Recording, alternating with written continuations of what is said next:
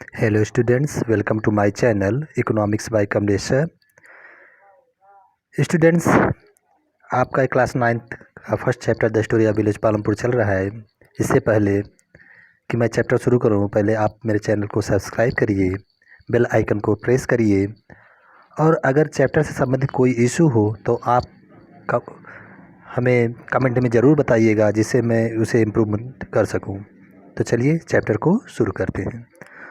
तो स्टूडेंट्स, जैसा कि आप लोग पढ़ रहे थे, हर टॉपिक को मैं अच्छी तरह से एक्सप्लेन करता चल रहा हूँ।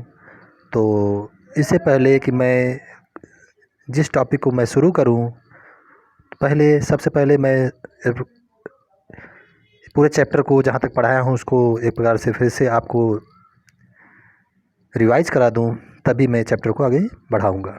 तो चलिए एक सरसरी निगाह की तरफ देखते हुए चैप्टर को आगे बढ़ते हैं। तो जैसा कि आपने ओवरव्यू और इंट्रोडक्शन में देख लिया था कि विलेज पालमपुर कैसा हाइपोथेटिकल विलेज है और वहाँ कौन कौन सी इकोनॉमी में एक्टिविटीज़ हो रही है। वैसे विलेज पालमपुर में मेन एक्टिविटीज़ आप जानते हैं फार्मिंग है, क्योंकि वो विलेज है तो फार्मिंग एक्टिविटीज़ ज़्यादा है। लेकिन इसके अलावा मैन्युफैक्चरिंग, स्मॉल मैन्युफैक्चरिंग इंडस्ट्रियल का वहाँ स्टेबलाइजेशन है, और सर्विस सेक्टर का ट्रांसपोर्टिंग एरिया भी वहाँ अच्छी तरह से वेल मेंटेन है। तो वहाँ हर एक्टिविटीज़ हो रही है, लेकिन वहाँ के किसान अधिक हैं, क्योंकि गांव है, किसान अधिक है, इसलिए वहाँ फार्मिंग एक्टिविटीज़ मेन रोल है। इसके अलावा फैक्टर्स ऑफ प्रोडक्शन भी देखें, लैंड, लेबर, फिजिकल कैपिटल और एंटरप्रेन्योर को भी देखें कि उनकी क्या रोल है हर वस्तु सेवा में उत्पादित करने की, और उनकी कंट्रीब्यूशन ऑफर में उनको उन फैक्टरों को क्या दिया जाता है। उसके बाद फार्मिंग इन पालमपुर में देखें कि लैंड फिक्स्ड है। भाई जो फर्टाइल कल्टिवेटेड लैंड है वो पालमपुर के किसानों के द्वारा जो किया जा रहा है वो फिक्स है, इसलिए उस पर बोझ बढ़ता ही जा रहा है। तो इसको भी देखें कि उसके बाद सेकंड टॉपिक में ये देखिए कि एक ही लैंड पर किस तरीके से हम अधिक से अधिक उपज को प्राप्त करते हैं।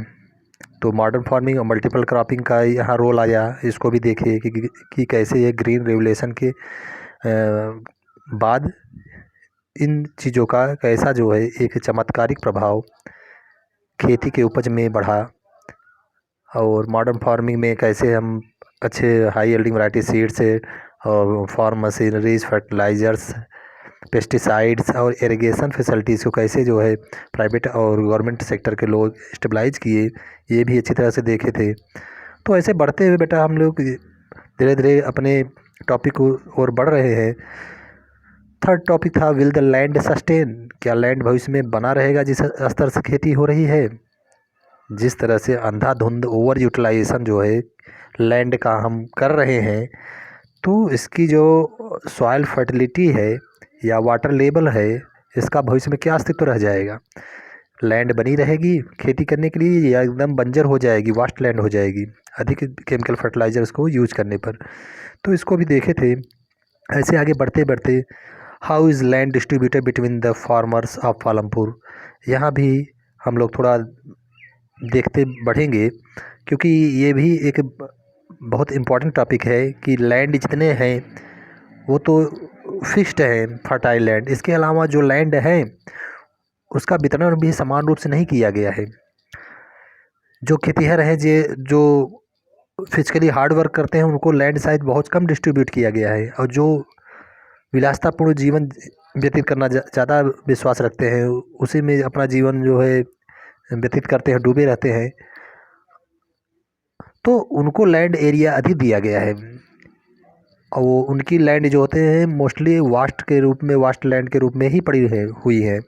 इसलिए जो खेतीहर हैं, जो लैंडलेस फार्मर हैं, जो स्मॉल फार्मर हैं, मार्जिनल फार्मर हैं, उनको लैंड का इतना कम शेयर दिया गया है, इतना कम हेक्टेयर एरिया दिया गया है कि वो अच्छी तरह से अपना जीविका यापन अपने लैंड पर कर ही नहीं सकते, पूरे साल के लिए अनाज उत्पन्न ही नहीं कर सकते। इसलिए उन्हें बिग फार्मर और लार्ज फार्मर, मीडियम फार्मर के यहाँ फार्म लेबर के रूप में काम करना पड़ता है। यानी टोटली ये कह लें फाइनल कंक्लूजन के रूप में कि जो मज़दूर जिनकी संख्या अधिक है, जो ज़्यादा उत्पादकता बढ़ाते हैं अपने इकोनॉमी में, उनको लैंड एरिया इतना कम दिया गया है कि उनका अस्तित्व ही बना पाना ही समझ लीजिए बहुत दुर्लभ हो जाता है। तो निष्कर्ष रूप में यही कह सकते हैं कि अधिक जनसंख्या को कम ज़मीन और कम जनसंख्या जो धनी लोग हैं उनको अधिक एरिया की ज़मीन। तो कम लोग को जो समृद्धशाली हैं उनको बड़ी बड़ी एरिया का लैंड, हेक्टेयर का ज़मीन प्रोवाइड किया गया है, डिस्ट्रीब्यूशन में देखने को मिलता है। और जो स्मॉल मार्जिनल और लैंडलेस फार्मर हैं उनको या तो ज़मीन है ही नहीं, या तो है तो बहुत मिनिमम हेक्टेयर एरिया का। तो कम लोगों के लिए अधिक ज़मीन और अधिक लोगों के लिए कम ज़मीन, यह अनियमितताएं देखने को मिलती हैं, इर्रेगुलेशन इकोनॉमी में देखने को मिलती हैं। यहाँ जो फिगर दिखाया गया है distribution of cultivated area and farmer, तो यही दिखाता है कि कम लोगों के लिए अधिक ज़मीन और अधिक जो है जो मार्जिनल और स्मॉल फार्मर या लैंडलेस फार्मर हैं उनको कम ज़मीन। तो कम ज़मीन है तो वो लोग मजबूर हो जाते हैं कि बड़े बड़े किसानों के यहाँ वो फार्म लेबरर के रूप में काम करें। यही बेटा हम लोग देख रहे थे। इसके अलावा हम लोग ये भी पाँचवा टॉपिक था आपका, who will provide the labour, कौन लेबर को प्रोवाइड करेगा। तो भाई जो रिचेस्ट पर्सन है वो फिजिकली वर्क करने के लिए कैपेबल नहीं होते हैं, वो सिर्फ विलासतापूर्ण जीवन व्यतीत करने के लिए ही, लग्जरियस लाइफ जीने के लिए ही ज़्यादा आशा बनाए रखते हैं। तो उनका एक्सपेक्ट होता है कि अधिक से अधिक जो है लग्जरियस लाइफ या लग्जरियस गुड्स का ही कंज्यूम करते हुए आराम से शौक और आराम से जीवन व्यतीत करें। बाकी जो स्मॉल या मार्जिनल फार्मर या जो लैंडलेस फार्मर हैं वो सिर्फ अपना पूरा साल भरे का राशन और उसके अलावा उनके खर्च वर्च को इकट्ठा करने में ही लगे रहते हैं, डेली वेज के लिए तलाश में रहते हैं, यही सब है। तो कहने का मतलब लेबर वही प्रोवाइड करेगा जो अपने डेली वेज दैनिक मजदूरी के लिए सर्च करता रहे, तलाश करता रहे, खोज में रहे कि कहीं मुझे काम मिल जाए जिससे मैं डेली का अपना खर्च निकाल लूँ, या पूरे साल भर के कहीं फार्म लेबरर के रूप में मुझे रख दिया जाए। तो यही सब हुआ कि फिजिकल वर्क वही करता है जो गरीब होता है। तो who will provide the labour, जो पुअर पर्सन होते हैं, लैंडलेस फैमिली के होते हैं, वही लेबर को प्रोवाइड करते हैं। तो यहाँ देखिए आपको एक एग्जांपल के रूप में दिखाया गया है, Dala and Ramkali are among the poorest native of village. Dala और रामकली जो यहाँ आपको फिगर में एग्जांपल दिखाया गया है, ये सबसे पुअरेस्ट नेटिव हैं विलेज के। वहाँ के पैदाइशी बहुत गरीब किसान हैं। It is difficult to find work these days, ये डाला कह रहा है कि इन दिनों बहुत वर्क खोजना बहुत दुर्लभ है, दुष्कर है। Only the large farmer hire us, केवल हमें लार्ज फार्मर ही खरीद रहे हैं, यानी किराए पर ले रहे हैं, हमें भाड़े पर ले रहे हैं, मजदूरी पर ले रहे हैं। And that too for very limited number of days, जो कि बहुत कम मात्रा में है, बहुत कम संख्या, बहुत गिने चुने ही लार्ज फार्मर हैं इस पालमपुर विलेज में।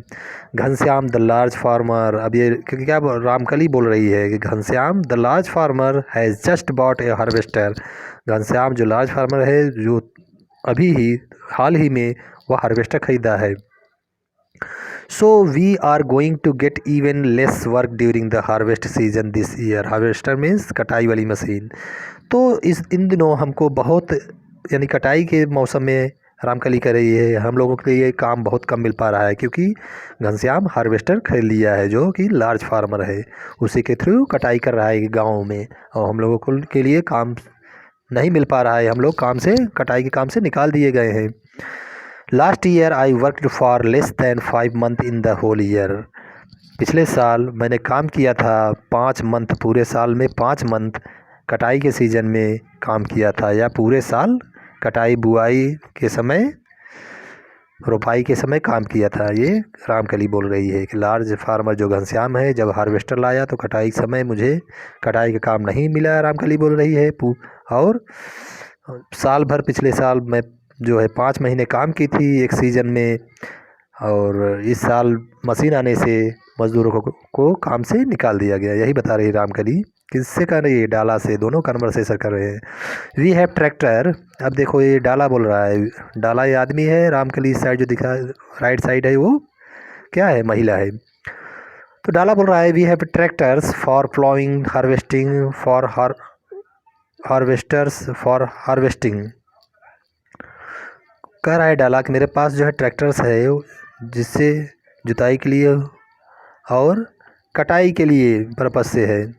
थ्रेसर्स फॉर थ्रेसरिंग, और थ्रेसर्स भी है जो थ्रेसरिंग करता है। ट्रैक्टर्स से खेती के लिए बहुत से काम हुआ करते हैं, इसलिए वह जुताई भी करता है, कटाई भी करता है और मड़ाई भी करता है थ्रेसर से। Even for reviewing weeds some farmers spray weedicide. वो कह रहा है डाला कि इस मशीन के द्वारा कुछ मशीन आते हैं, घास वास की निराई भी करते हैं और वेडिसाइड का यूज भी स्प्रे के रूप में करते हैं, जिससे कि घास जो होते हैं वो ख़त्म हो जाए, जल जाए। तो ये सब मशीन है जो कि ट्रैक्टर्स के थ्रू क्या होते हैं, ऑपरेट होते हैं, जैसे जुताई करना, प्लॉइंग करना, हार्वेस्टिंग करना, कटाई करना और थ्रेसर से कटाई के बाद मड़ाई करना। इसके अलावा घास निकालने वाली मशीन खेतों में से और छिड़काव वाली वेडिसाइड मशीन स्प्रे वाली भी आती है। तो ये सब डाला के पास था। अब देखो इधर रामकली बोल रही है this year I will have to look for work in the brick making unit in Raiganj. कह रही है रामकली कि देखिए ये सब मशीन के अस्तित्व में आने से, वैज्ञानिक एरिया बनने से, टेक्नोलॉजी इंफॉर्मेशन बढ़ने से मज़दूरों को खेतों से पलायन होकर के कुछ मैन्युफैक्चरिंग जो स्मॉल इंडस्ट्रियल एरिया, जैसे मान लीजिए स्मॉल फार्म है, जैसे भट्ठा हो गया, वहाँ पर वो जाती है ब्रिक मेकिंग यूनिट पर रायगंज में, जहाँ स्टेबलाइज है वहाँ वो काम की तलाश करती है रामकली। फिर डाला बोल रहा है आई ओव द लोकल मनी लेंडर 2000। मैंने अपने लोकल जो साहूकार है उससे 2000 रुपया मैं उधार लिया हूँ। I had taken 1000 last summer when no work was available in the field. और इसके अलावा 1000 गर्मी के मौसम में पिछले साल लिया था, जबकि खेतों में काम नहीं मिल रहा था, तो मैं अपने खर्चे बर्चे के लिए उधार लिया था, डेप्ट लिया था। हाउ विल आई ईवर पे, कैसे मैं इसको पे कर पाऊँगा। I hardly earn enough for 2 square mile. कह रहा है डाला कि मैंने बहुत कठिन परिश्रम किया कि जिससे मैं 2 टाइम सिर्फ भोजन ही कर सकूं, तो कैसे पे कर पाऊंगा। 2000 मनी अभी मैं मनी लेंडर से उधार लिया हूं और 1000 अभी पिछले साल का बकाया है, तो कैसे इसको पे कर पाऊंगा, क्योंकि इस समय मैं 2 ही टाइम भोजन के लिए व्यवस्था ही कर पाऊँ, उतना ही मैं योग्य हूँ, मुझे काम ही नहीं मिल रहा है।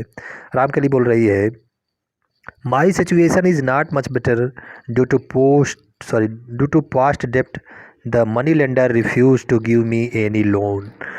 भाई रामकली कह रही है कि मेरी सिचुएशन इतना बेकार हो गई है, इतनी अच्छा नहीं है, इतनी बेकार हो गई है कि जो पास्ट टाइम में मनी लेंडर मुझे उधार दिया था वो मुझे अब नए लोन के लिए मना कर दिया है। तो ये कन्वर्सेशन बेटा डाला और रामकली के बीच था। इसके आगे बढ़ते हुए देखते हैं कि कैसे जो है वो मना कर देता है, लार्ज और मीडियम जो फार्मर हैं वो नए क्रेडिट क्रिएट के लिए मना कर देते हैं, क्योंकि वो जानते हैं कि ये लोग हार्ड वर्क के अलावा ये भर नहीं पाएंगे।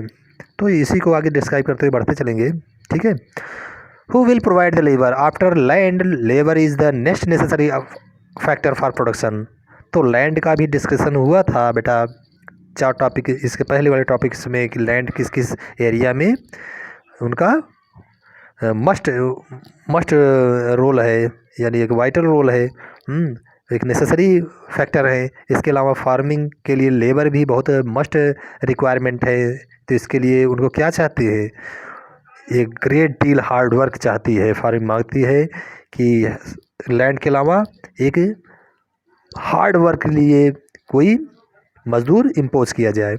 Small farmers along with their families cultivate their own field. तो स्मॉल फार्मर क्या होते हैं, उतना ही कैपेबल होते हैं कि वो अपने फील्ड पर ही वर्क कर सकें, क्योंकि उतना उनका एक मालिकाना हक होता है। Thus they provide the labour required for farming themselves. तो वे स्वयं अपने भूमि के लिए लेबर को स्वयं के फैमिली या स्वयं से ही प्रोवाइड करते हैं, किसी से हेल्प नहीं लेते हैं। Medium large farmers hire farm labour to work on their field. Medium large farmer को रिक्वायरमेंट होती है कि लेबर को खोजें और अपने फील्ड पर वो इम्पोज करें, लगाएं। Farm labour come either from landless family और families cultivating small plots of land. तो फार्म लेबर कहाँ से आते हैं? या तो लैंडलेस, जो जिनके पास ज़मीन होती ही नहीं, या तो जिसके पास ज़मीन होती है तो बहुत कम साइज़ की ज़मीन पर। Unlike farmers, farm labour don't have a right over the crops grown on the land. तो अनलाइक फार्मर, यानी जो फार्मर नहीं है फिर भी वो कृषि से संबंधित कार्य करते हैं, तो वो फसल के फील्ड पर वर्क नहीं करते हैं, बल्कि उसके बिसाइड से कई वर्क होते हैं, उसको करने में लगे हुए थे। Instead they paid veg by the farmer for हुम दे वर्क। तो इसके अलावा उन्हें जो वेज मिलता है वो लार्ज और मीडियम फार्मर के द्वारा प्रदान किया जाता है। Wages can be in cash और इन काइंड क्रॉप्स। वेजेज को या तो कैश के रूप में दिया जाता है या कभी कभी क्रॉप्स के रूप में भी दिया जाता है, या कभी कभी उनको मील पर यानी भोजन पर ही काम देने के लिए मजबूर कर दिया जाता है। Wages very widely from region to region. तो जो मजदूरी है वह क्षेत्र वाइज अगर देखें तो भी बहुत डिफरेंट है। फसल वाइज देखें, एक फसल से दूसरे फसल, जैसे कि रबी से खरीफ, हाँ, तो इसमें भी बहुत डिफरेंट है। एक क्षेत्र के फार्म पर जो लेबर इम्पोज किए जाते हैं वहाँ की मजदूरी देखें तो दूसरे फार्म के लेबरों से भी बहुत डिफरेंट है। तो ऐसे यहाँ वेजेज में डिफरेंसेस दिखाया गया है कि चाहे वह सीजनल देखें कि एक क्रॉप से दूसरे क्रॉप में जो लेबर लगाए जाते हैं उनमें डिफरेंसेस पाए जाते हैं, या जो अगर देखें तो क्षेत्र वाइज जो रीजन होते हैं उसमें भी डिफरेंसेस पाए जाते हैं, या फार्म लेबरर के रूप में हम देखें तो भी डिफरेंसेस पाए जाते हैं। तो लेबरर को जो इम्पोज किया जाता है भिन्न भिन्न फार्म में उनकी मजदूरी बदल दी जाती है, और कभी मजदूरी उनको कैश दी जाती है, कभी उनको भोजन पर ही रख लिया जाता है। There is also a wide variation in the duration of employment. तो यहाँ हमें एक बहुत जो है बहुत विभिन्नता के रूप में रोज़गार को देखने के मिलता है कि पूरे एक ड्यूरेशन में कैसे रोज़गार में उतार चढ़ाव आ रहा है। A farm labourer might be employed on a daily basis. या तो फार्म लेबरर को दैनिक दिहाड़ी पर उनको मजदूरी के रूप में काम करवाया जाता है, या तो पूरे एक हार्वेस्टिंग सीजन के पार्टिकुलर के रूप में ले कटाई के सीजन पर ही उनको इम्पोज किया जाता है, या तो पूरे साल भर के लिए रखा जाता है, या तो उनको डेली दिहाड़ी पर उनको डेली वेजेस पर रखा जाता है, या तो सिर्फ कटाई के लिए 10-15 दिन के लिए 1 महीने के लिए इम्पोज किया जाता है फार्म लेबरर के रूप में, या तो पूरे साल के लिए परमानेंट उनको रखा जाता है। इस तरह एम्प्लॉयमेंट का भी वाइड वेरिएशन यहाँ देखने को मिलता है। Dala is the landless farm labourer who works on daily wages in Palampur. देखो यहाँ डाला जो एक डेली वेजेस के रूप में अभी मैं चर्चा किया था, डाला ऐसी जो लैंडलेस फार्म लेबरर है जो केवल डेली वेज पर पालमपुर में क्या करती है, वो वर्क को सीख करती है, खोज करती है, सर्च करती है कहीं से मिल जाए जिससे उसका जीविका यापन अच्छी तरह से होता रहे। This means he must regularly look for work. इसका मतलब यह है कि वह अवश्य ही नियमित रूप से जॉब के लिए, वर्क के लिए इधर उधर खोजती रहती है। The minimum wages for a farm labourer set by the government is 300 rupees per day. तो फार्म लेबरर के रूप में जो गवर्नमेंट के द्वारा फिक्स किया गया मजदूरी है वो 300 रुपीज़ पर डे है। वो 2070 का डाटा है, but now this time the farm labourers minimum wage is approximately 360 rupees, but Dala gets only 160 rupees. लेकिन डाला का वेज जो है वह बहुत मिनिमम 160 रुपीज़ है, क्योंकि उसका अधिक से अधिक शोषण हो रहा है। क्योंकि देखो छोटे से एक भूमि पर, या फिलहाल यहाँ तो डाला लैंडलेस फार्मर है, तो लैंडलेस फार्मर जब जॉब के लिए खोजते हुए जाते हैं वर्क के लिए अपन किसी जो है बड़े किसान के पास, तो उनके पास ना तो लैंड होता है खुद का, इसलिए वो चाहते हैं कि डेली काम पर कहीं मिले, उनका जो है भरण पोषण भी होता रहे। तो उनकी इस मजदूरी का फ़ायदा वो बखूबी बड़े किसान समझते हैं, और डाला का अधिक से अधिक हार्ड वर्क के रूप में शोषण किया जाता है। There is heavy competition for work among the farm labourers in Palampur. तो इतना वहाँ बेरोजगारी है पालमपुर में और उतने गरीब लोग हैं, तो काम के लिए मज़दूरों की सप्लाई अधिक है, जबकि फार्म लेबरर का अधिक सप्लाई है, लेकिन जो बड़े किसान हैं जो मज़दूरों की डिमांड करते हैं वो बहुत कम मात्रा में डिमांड करते हैं। तो मज़दूरों की सप्लाई अधिक और मज़दूरों की मांग कम, तो ऑटोमेटिक वेज रेट उनमें कंपटीशन होने से वेज रेट घट जाता है। तो वही कह रहा है कि there is heavy competition for work. इतना जो है लेबर की पूर्ति अधिक है, उनकी जो है वर्क के लिए इतनी अधिक डिमांड है, इतने भारी मात्रा में पहुंच रहे हैं लार्ज फार्मर के पास कि वो खुद ही कंपटीशन कर रहे हैं एक दूसरे के बीच कि मुझे जॉब मिले, और इसका बखूबी लाभ उठाता है जो लार्ज फार्मर है, और उनका अधिक से अधिक शोषण करते हुए, अधिक से अधिक काम करवाते हुए उन्हें कम वेज पर रखता है। So people agree to work for lower wage. इसलिए लोग सहमत हो जाते हैं, मजबूरी में वो स्वीकार कर लेते हैं, ठीक है कोई बात नहीं, 160 रुपीज़ ही आप दीजिए, मुझे काम दीजिए। Dala complains about his situation to Ramkali. तो ये सिचुएशन को डाला रामकली जो आदमी है उससे, जो डाला है वो आदमी है रामकली से अपने सिचुएशन के बारे में ये क्या कहता है, कंप्लेन करता है। Who is another farm labourer, जो उसी की तरह लैंडलेस फार्मर है। Both Dala and Ramkali are among the poorest people in the village. दोनों बहुत ही गरीब तबके से बिलोंग करने वाले फैमिली से रहने वाले हैं विलेज पालमपुर में, जो डेली वेज के लिए सर्च करते हैं। तो बेटा यहाँ डिस्कशन वाला क्वेश्चन मैं आपको करा चुका हूँ, जो रह भी गया है कन्वर्सेशन वाले या कोई सर्वे वाले क्वेश्चन जो एक्सरसाइज में रहेंगे या इसमें रहेंगे वो आपको क्लास में कराए जाएंगे।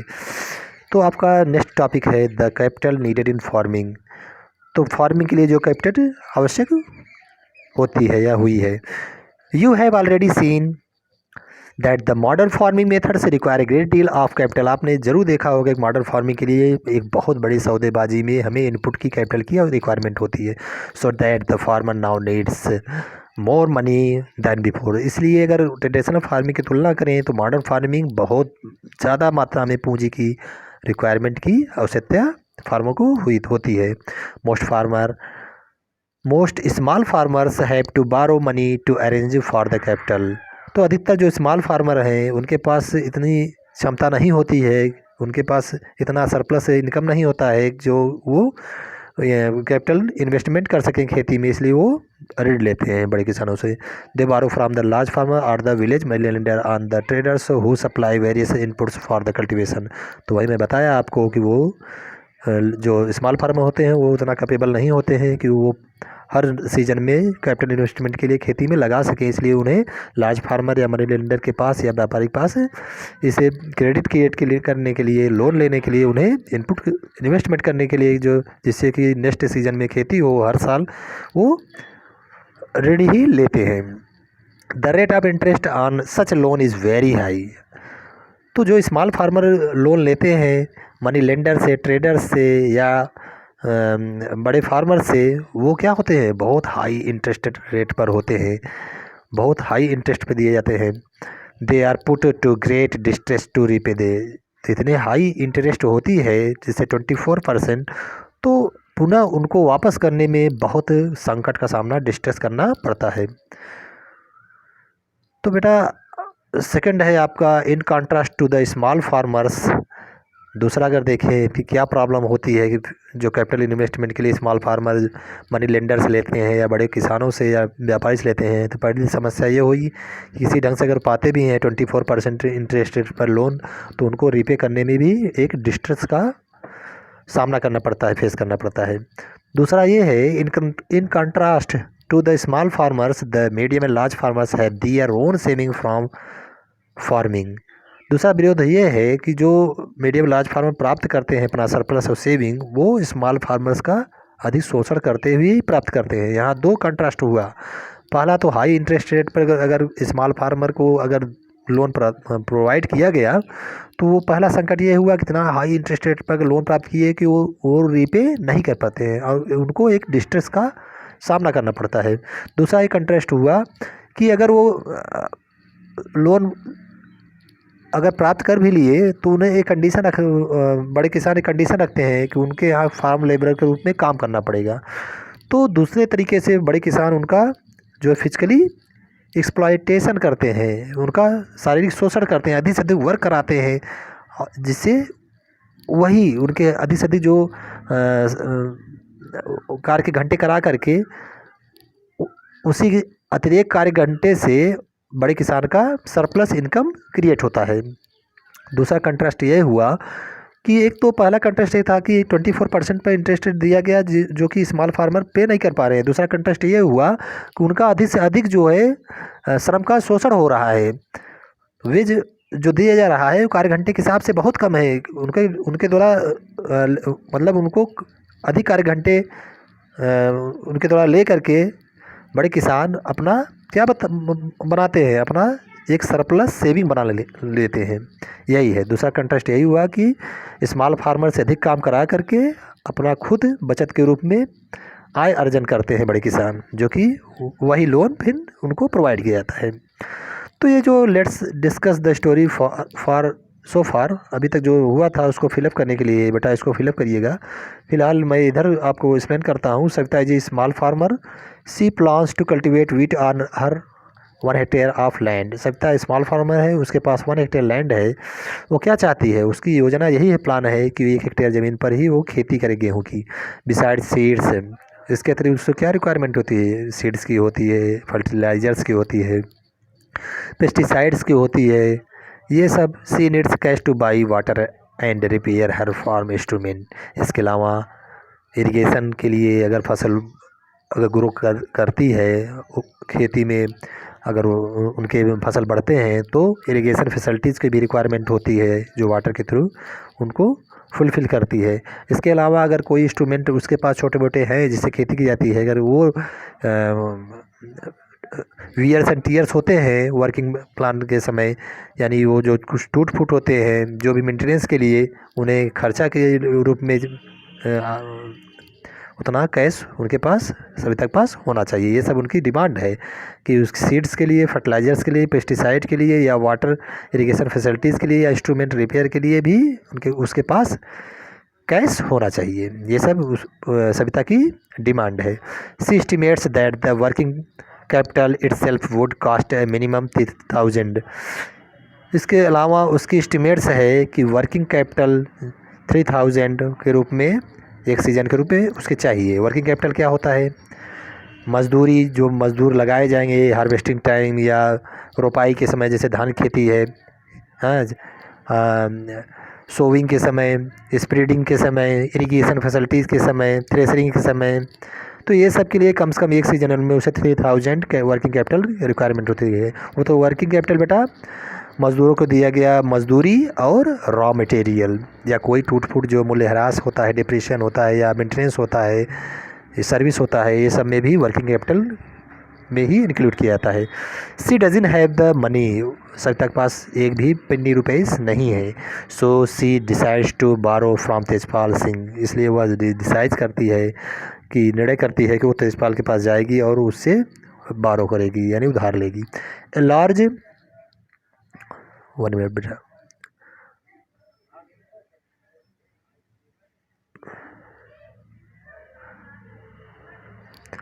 A large farmer Tejpal Singh agreed to give Savita the loan at an interest rate of 24% for 4 months। तो तेजपाल सिंह सविता अगर गई उसके पास और अगर वह डिमांड की लोन के लिए, तो तेजपाल सिंह एग्री होता है, लेकिन कहता है कि मुझे 20% इंटरेस्ट रेट चाहिए और सिर्फ आपको ये लोन 4 मंथ के अंदर ही लौटाना है। Which is a very high interest rate, जो कि बहुत हाई इंटरेस्ट रेट है। अगर देखें तो गवर्नमेंट बैंकिंग इंस्टीट्यूशन के कंपेयर में बहुत हाई इंटरेस्ट देखने को मिलता है।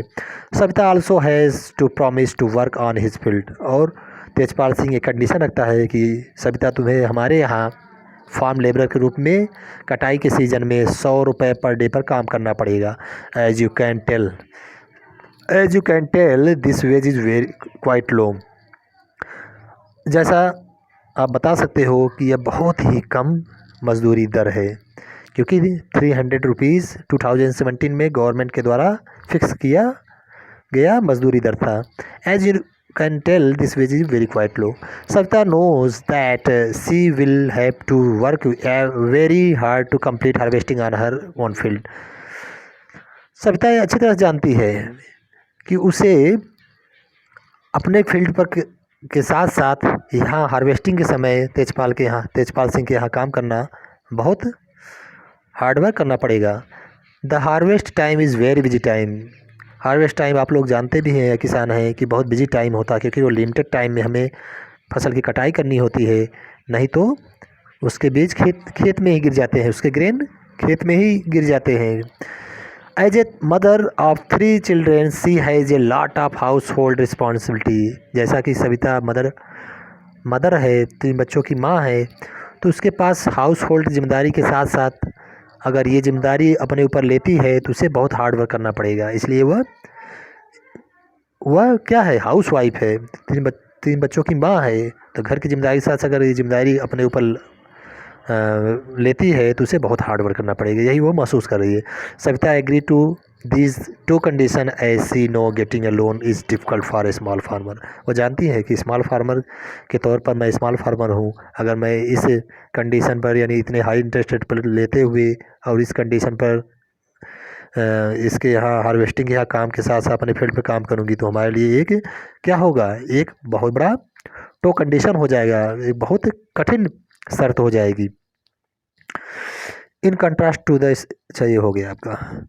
तो बेटा ऐसे ही यहाँ आपको फिलअप की करना है, और जैसा कि ये वीडियो बहुत बड़ा भी हो गया इसलिए आपका नेक्स्ट टॉपिक होगा द शॉपकीपर ऑफ आलमपुर। इसको कल डिस्कशन करेंगे, तो इतना आप पढ़िए। सॉरी, आपका नेक्स्ट टॉपिक ये नहीं है, कल आपका नेक्स्ट टॉपिक होगा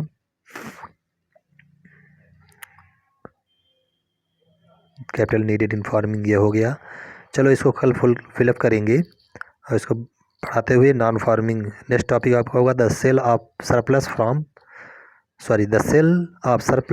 फार्म प्रोडक्ट्स।